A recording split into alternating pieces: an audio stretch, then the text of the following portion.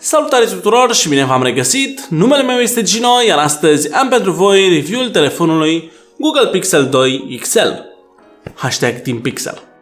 Dar înainte de toate, nu uitați să vă abonați și să activați notificările pentru a fi la curent cu cele mai noi prezentări.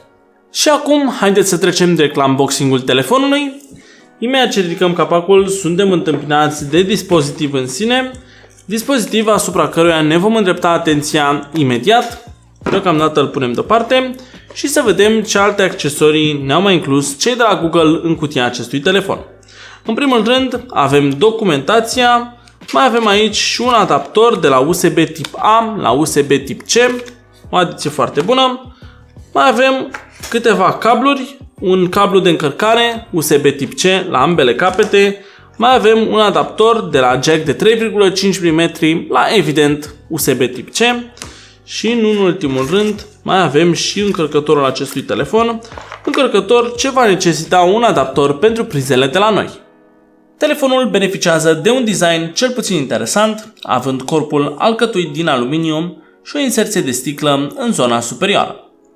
Tot aici avem și camera foto principală cu un senzor de 12,2 megapixeli, camera foto ce beneficiază de stabilizare optică a imaginii. Lângă aceasta se află blițul LED, precum și senzorii pentru focalizare cu laser, ce sunt relativ greu vizibili.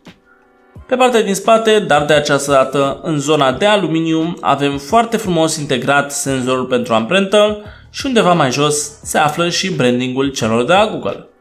Pe partea lateral dreaptă a telefonului avem butonul On-Off împreună cu cele două butoane pentru volum.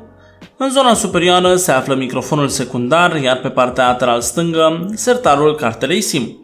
În ultimul rând, pe baza telefonului avem singurul port de care beneficiază acest telefon, și anume portul USB tip C.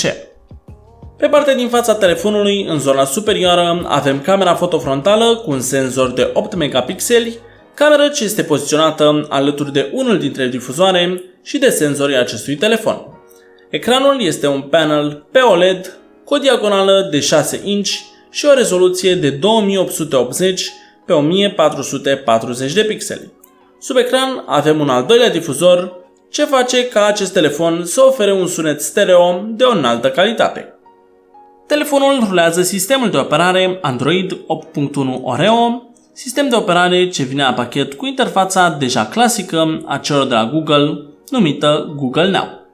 În zona superioară avem comenzile rapide, respectiv notificările, și de menționat este faptul că acest telefon încă primește actualizări și suport din partea producătorului, lucru ce este întotdeauna binevenit. În zona inferioară, cu un swipe de jos în sus, putem accesa sertarul cu aplicații și acum a venit momentul să trecem la testele sintetice. Vom începe cu Antutu, unde telefonul s-a descurcat excelent și a reușit să scoată scorul de 203.838 de puncte. Iar acum, haideți să intrăm și în Geekbench 4, unde din nou avem niște scoruri excelente de 1899 de puncte în testul single core și de 6188 de puncte în testul multicore. Pe lângă testele sintetice, am decis să testăm și jocul PUBG. Primul lucru pe care l-am făcut a fost să intrăm în setări și să trecem jocul pe maxim, adică la capitolul grafică ne-am dus până la HDR, Ultra HD nu este încă disponibil și la capitolul framerate am trecut jocul pe Ultra. Astfel l-am pus la o grea încercare, spunem noi. Cu toate astea, jocul s-a comportat excelent și a reușit să mențină un framerate mai mult decât stabil. De asemenea, la capitolul grafică, jocul se vede excelent și în ultimul rând nu am întâmpinat absolut nicio problemă când vine vorba de sacadări sau blocări. Sincer, nici nu mă așteptam la altceva din partea lui Google Pixel 2 XL. Telefonul rulează pe un chipset Qualcomm Snapdragon 835 ce vine la pachet cu un procesor octa-core ce urcă în frecvență până la 2,35 GHz. Ca accelerator grafic avem un Adreno 540 și 4 GB memorie RAM. Ca spațiu de stocare avem o memorie internă de 64 de GB pe modelul pe care îl testăm noi, dar există și o variantă cu 128 de GB memorie internă. De menționat este faptul că nu putem adăuga un card microSD pentru a extinde memoria, deci trebuie să ne limităm la ce ne oferă producătorul. Și în ultimul rând, ca baterie, telefonul stă destul de bine, având o unitate litiu-ion de 3520 mAh, ce ne va asigura lejer o zi de utilizare normală. Google Pixel 2 XL folosește aceleași camere foto ca fratele său mai mic, Google Pixel 2, cel din urmă fiind testat de către cei de la DxOMark, ce au oferit scorul de 98 de puncte, ceea ce le clasează pe ambele telefoane mobile undeva în topul 10 al dispozitivelor mobile cu cele mai bune camere foto la ora actuală. Telefonul a reușit să-mi facă o impresie chiar plăcută. Singurul lucru care pe mine personal nu mă atrage atât de tare la acest dispozitiv sunt marginile, care în opinia mea sunt puțin cam groase.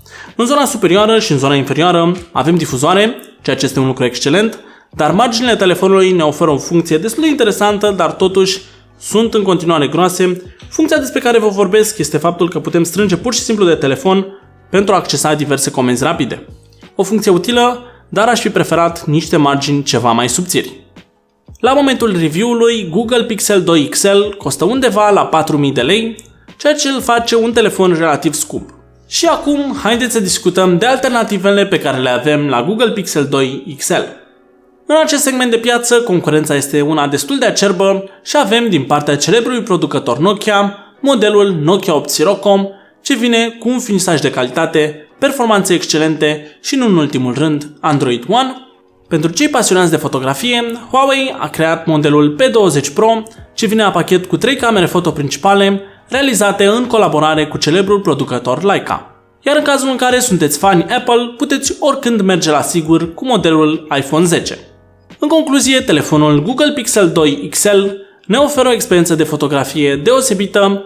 De asemenea, ne putem bucura de performanțe de top datorită optimizărilor celor de la Google și, nu în ultimul rând, pe partea din față avem 2 difuzoare frontale stereo ce ne vor bucura cu un sunet de o înaltă calitate. Acestea fiind spuse, eu vă mulțumesc pentru atenția acordată și vă invit să verificați descrierea pentru mai multe informații și linkuri utile, precum și prețul actualizat. Eu am fost Gino și vă doresc o zi excelentă! La revedere!